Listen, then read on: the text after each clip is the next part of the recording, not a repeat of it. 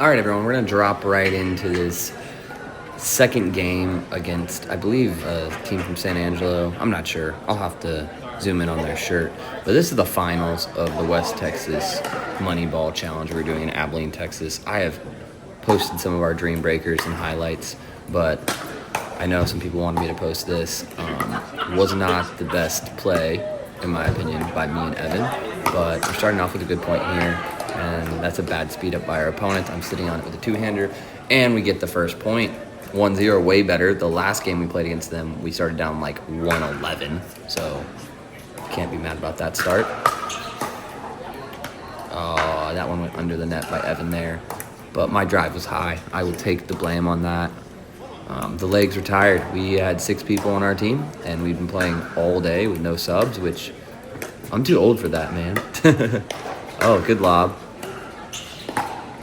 I like the lob there. Oh, I got to put that away. That's on me again. You can see me frustrated. I'm on the right with the white hat on, and then Evan is on the left on the far side of the court. Gotta put that ball away by me. Like, too many chances. I had 2 chances to put it away. There we go. Okay, little hands battle. Oh, go in, go in, go in. I tried blowing on it. It didn't work. I mean, I've seen that on like an Instagram reel, but I think it's going to be closer to the net. But it is legal, apparently. If that ball is right next to the net, you can run to the kitchen and like blow it over, I guess. All right, so a little better start for me and Evan.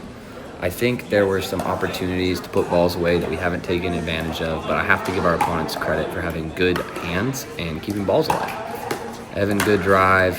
There, I put that one away. See, that's the 1-2 when Evan drove that we were looking for. We had 2 forehands in the middle all day with him being lefty. So if he drives middle, I was very comfortable to crash, even though I was getting tired. So those crashes were getting slower and mobility not as much. But, all right, good deep serve by Evan. All right, in between a drive and a drop. And that's, there you see the footwork and the legs giving out. Like, I have to get in a better position and make that drop. There's no excuse for that. Just an unforced error. That's not a good volley by me. At least I got out of the way. But both me and Evan's volleys were kind of short. Not saying that the drives were bad, but like it would have been better to get those volleys back deep and keep them glued to the baseline. Good, Evan, 1-2. Sneak it over. Come on, Cam, put the ball away. This has been a while since we played this match, and I've never watched the footage back, but I do remember thinking like I just couldn't put the ball away. Whatever it was. Kudos to our opponents, but I just was not finishing points. Great drop by Evan. Good job getting in. That down the line dink is a little high, and I would like to see him put that back cross court or middle again. I just think people dink down the line too much, especially in amateur pickleball. Like, hit the middle. Middle dinks are so awesome. When your partner is executing those, you can sit on a lot of different shots, or counters, I guess you could say, if they're going to speed it up. I feel like the dinking angles for your opponents aren't as good. Or just cross court makes it harder for your opponent to speed the ball up.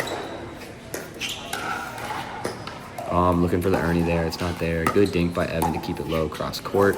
Awesome dink by our opponent on the right. He took a wide ball and put it right back in the middle, kind of between Evan's sneaker and knee height, to where he had to volley it or step back. That's a really good dink through the middle. Love it by our opponent. No, I don't like that they got the point, but I love the strategy. Good. Why am I slicing everything? All right, we'll take that point. Honestly, that was a pattern that had been working all day, but like me getting into cross-court dinking battles, but we did not get enough dinking battles, I think, in this game. We fell into like too many hands battles or getting stuck back like that because our drop wasn't good.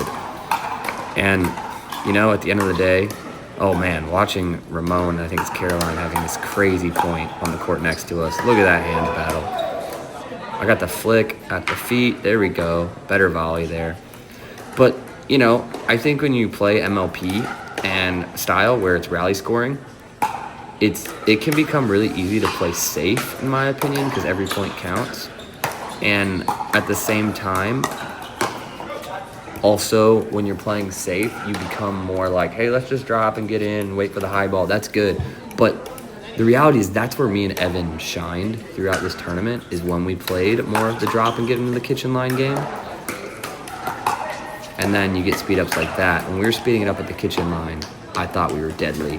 But in this game, I feel like we've hit a couple too many drives, and then our drops haven't been polished. And you want to be aggressive, even though it's rally scoring, where you can tend, I think, sometimes play it safe. But like that drive by me is high, and then just standing there watching it go in the corner and not moving my feet. Like, just hit a third shot drop there, get to the line. We had been winning at the kitchen line, so do what's working.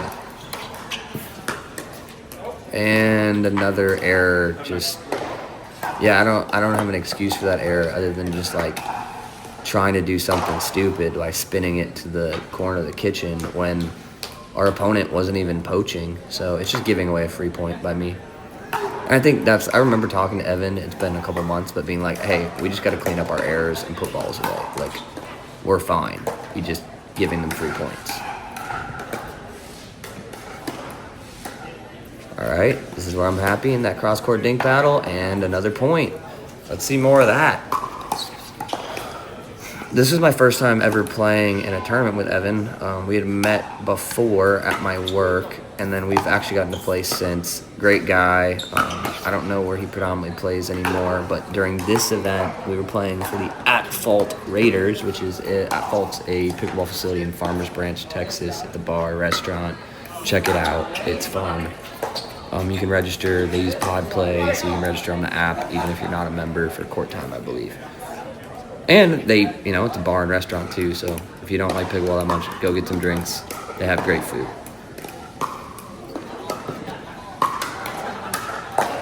All right, good deep serve. And that's a bummer that the ball comes on, but it's life.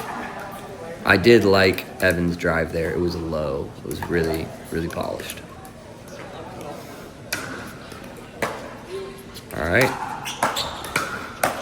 Oh, my bad. I don't know why. Like, I should have just, if I'm going to attack that ball, I have to keep it lower. But just put that back in the kitchen. I got us killed there. Oop, sneaks it over. Sneaks it over. I think we had 2 net cords in a row right there. Hey, better be lucky than good is what I always say. So we'll take that. I'm going to edit in the score afterwards. I'm not a professional editor, so I don't even know what the score is. I wish I put that in before I did commentating so I knew kind of the situation more. Oh, we're in the rally we want. Cross-court dinking. There we go. Another point. Why didn't we do that every freaking point? If we get in, get me in the cross-court dink. Evan's got his lefty forehand in the middle, so makes that speed up way harder. I feel really comfortable with my two-handed dink. And, yeah, that's just a way to get points.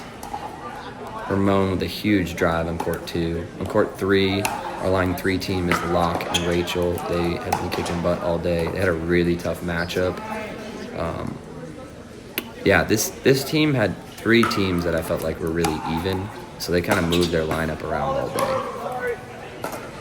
Dude, why do we have 2 forehands in the middle? Just kidding. It's a blessing, but it's also a curse in that scenario. I mean, I think I should have taken that because Evan was still on the way in, but, like, man, it's way harder to not overcrowd each other with 2 forehands in the middle. Oh, Evan wants that one back. All right. Well, things aren't going well. And we absolutely knew we needed to win this match to force a dream breaker, most likely. Because in this format, you have 3 lines, and so you play them twice. And so you can change up the lines in the middle, but I think we were down 1-2 headed into the final 3 matches. And me and Evan had lost the first one, so we're like, we have to beat this team.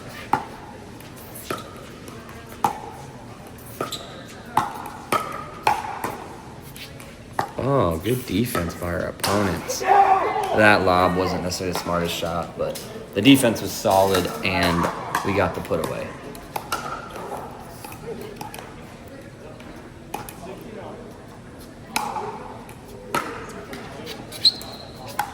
unique return there. And then, like, I'm not opposed to driving there because it was an awkward return. But, like, we just can't give them a free point like that. Like, we were, I think, winning the majority of the points once you're up the kitchen line.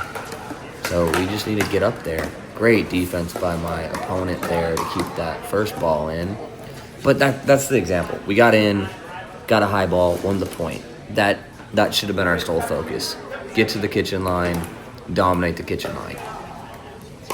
Our errors were coming when we're stuck back, more so than when we're up.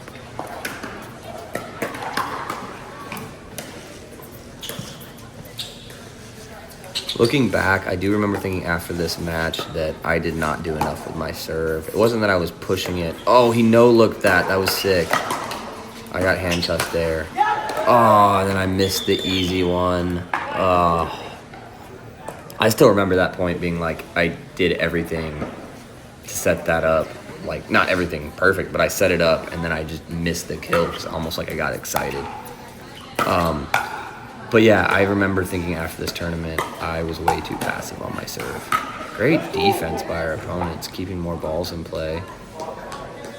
But hey, another hands battle won at the kitchen. Evan and me need to get up there every chance we get. The event's done on the other side. They're ripping up the tape. Like, let's get these pickleball players out of here so we can make room for tennis. Oh, I remember thinking that was the shot of the tournament for them. Like, it doesn't look that amazing on camera, but the angle he just hit, that ball got behind him. No one thought he was going back cross court there, and it hit Evan's shoe. Kudos to our opponents. Like, I mean, neither team was flawless in this, but they kept a lot of balls in play, and I think they benefited from making the least unforced errors. And then that last shot cross court was filthy. I don't know if my opponent who hit that shot watches this video. Please comment what you're thinking on that shot or whatever. But like, I remember thinking, dang it, like that's momentum shifter. Like that was filthy. What a hands battle. So Locke and Rachel had just, I believe, lost on court 3. So we knew at this point both our lines needed to win to force a dream breaker in the finals.